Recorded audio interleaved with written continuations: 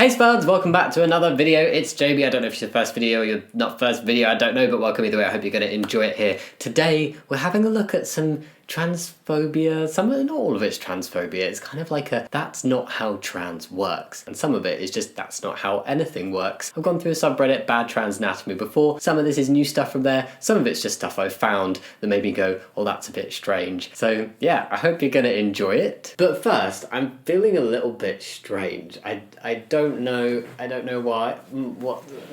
Oh no. I've been classified. That's right, Plushy Jamie could be your video watching buddy. Shara and I have been designing him a makeshift for a while and we are just so proud with how he turned out. Look how cute. Plushy Jamie is a limited edition and is only available to buy for the next 3 weeks until the 26th of March, so if you are interested, I would recommend clicking on the link. I don't know what I'm most proud of. The little pink dino spikes on the Sunshine Throne coloured hoodie, the little frosted tip hair, they even got my scaffold, and the shoes, little different coloured shoes. But why, I hear you ask? Well, if you put them together, it's a little subtle trans pride. I could never do this position in real life. Plushy Jamie doing things real Jamie can't. No, actually, I do know what my favourite part is. Ready? Ready. May the potato force be with you. My absolute favourite bit is this tiny little magnetic potato plushie with a crown that you get as a bonus when you get Plushy Jamie. Because there's only one thing better than one plushie, and that's 2 plushies. If you do order one, then screenshot your order and tag me and put in the hashtag SPUDLIFE before midnight on the 26th of March. He'll arrive to hang out with you in June, just in time for Pride season. And on the 27th, I will pick 3 winners at random to receive a little surprise gift bundle from me. Alright, now back to the video. Sigh, you're an idiot, sir. Not all women ovulate, but only women ovulate. Not all women can have children, but only women can have children. Yes, I know the difference between sex and gender, but I suspect you don't. Oh, okay. So, saying that you know the difference between sex and gender is acknowledging that there is a difference between sex and gender, and by acknowledging that but then saying only women ovulate and only women can have children, well, trans men are men and trans men can do those things, but also it's a very blanket term saying only women can have children. It implies that nobody other than a woman can be a parent, because I'm not like saying only women can get pregnant, which I think is what they were going for, but it's like only women can have children. Just the women. Nobody else has children in any way.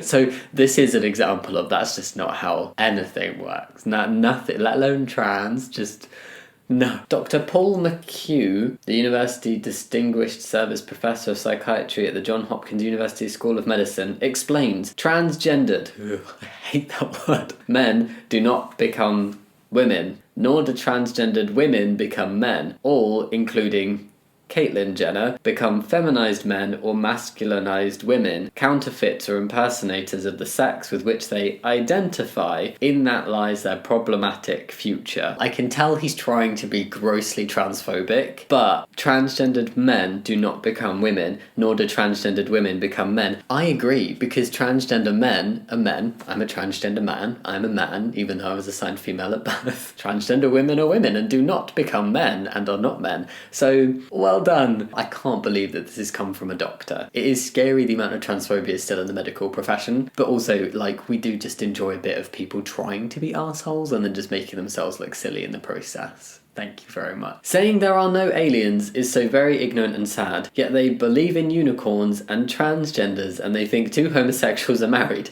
What a joke. What a laugh. This is a joke, right? This one's a joke. I do like being put on the same level as a unicorn though, because unicorns are pretty majestic. I respect your belief in aliens, but it's just a strange comparison. Yes, I'm offended by your lack of belief in aliens. Look at you being all silly and believing in unicorns, trans people, and gay marriage. Cis women generally don't have hair on their arms. If you know women who do, they are most likely trans or have some kind of hormone imbalance. That is so false, so damaging, so just wrong. Everybody has a bit of hair on their arms. Honestly, it just depends on how dark it is. Some people have a little bit more than others, and it's normal. It's normal for it to be visible. It's normal for it to not be visible. Why are we making people stress about this? Is this on one of those lists of like, how to spot a trans woman? Hairy arms. It's not gonna work. Saw this on Bad Men's Anatomy and felt maybe it could go here. I don't know. This is 100% just a parody, but I thought it was funny because it's like some of it just sounds like things I've seen on lists of like how to spot a trans woman, and they've done some of like the things that are on the man skeleton. So tall, men are tall. Average men is 7'5". Bigger jaw, manly. Big hands, big foot. Female spines are curvy, very important. Small, ubu, it's rude to ask women's height. Small hands, men don't like a flat ass. Women are shorter than men, but they still have long legs, nice legs. Daisy Dukes make a man go. Another important, females wear high heels, so their feet have specifically evolved for that. Oh god, that's hot.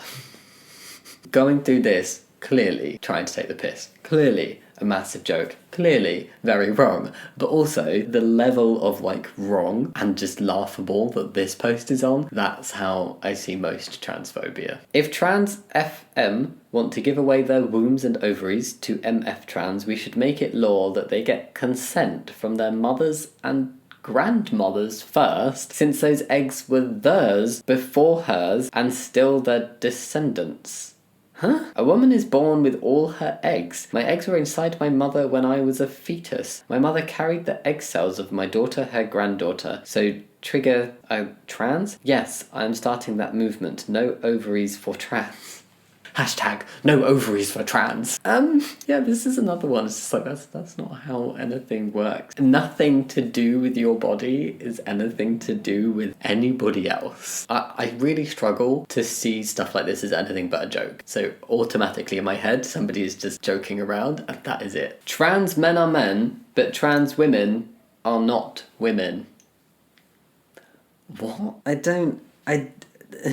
That really confuses me. As will be familiar to anyone who is likely to be reading this, transsexualism, as it was understood in the past, has undergone a rapid rebranding as transgenderism. Don't do the ism, it sounds so strange. Gathering a whole lot of new recruits along the way. Oh, God. The aim of public health officials and policymakers today is to depathologize transgenderism, which means finding a way to take transgender people's claims at face value rather than seeing them as symptoms of a mental or physical disorder. Have you tried transitioning? There are many assessments, many hoops to jump through. This all fits in very well with the popular idea that we should defer to marginalized people's knowledge claims because their situated experiences with discrimination and disadvantage are likely to mean that they know things that would be difficult or even impossible for people lacking those experiences to come to know. You never know what it's like to be in somebody else's shoes. If you don't experience something directly, you will never fully understand it. So, okay. This is roughly how we've ended up in 2020, in the position of believing that an adult human male's claims that he feels like a woman is sufficient grounds for believing that he is, in fact, a woman. And then that's where it cuts off. If you're transphobic and you're gonna be like, trans women are not women, then just go the whole hog. I don't understand this like either ignoring or like gentle acceptance of trans men and complete rejection of trans women. If you're accepting that trans men are men, you're accepting that people can be transgender and that transgender has a basis in science and in reality, which it very clearly does. But you can't say that trans men are men and that trans women are not women, because honestly, by accepting that trans men are men, you are just accepting that trans women are women. It all works the same way. What is your gender? Male, female, LGBTQIA+. I put this in. It's not like completely directed towards like that's not how trans works, but it kind of is, because I feel like it's been put there more for like trans people, but just very misunderstood as to how to include trans people in that. Particularly maybe people who are non-binary and don't strictly identify as a man or a woman. Right, Graham or Glinner, he was like the co-writer of Father Ted or something. He's done stuff. He's now banned from Twitter for being a massive transphobe. And then he like went on Mumsnet and he just started going on different groups and annoying people basically.